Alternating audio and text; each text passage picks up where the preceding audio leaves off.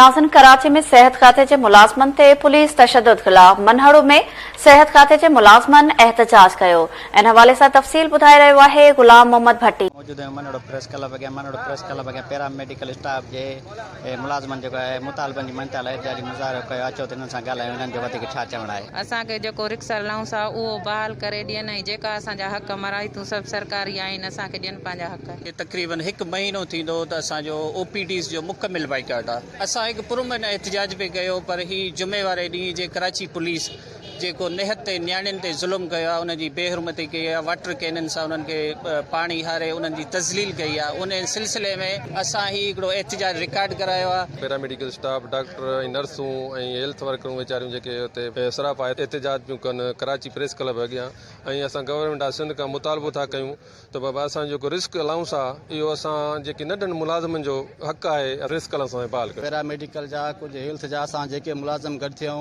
उनमें health worker आहिनि, doctor साहब बि आहिनि, टोटल स्टाफ जेको हेल्थ जो कराची जे असां जो तशद्दुद कयो वियो आहे लेडी हेल्थ वर्करनि ते, जेको नियाणियुनि ते सरासर इहो ग़लति कयो आहे। कैमरामैन अमजद अली भाटी सां गॾु गुलाम मोहम्मद भट्टी, KTN न्यूज़ मनहड़ो।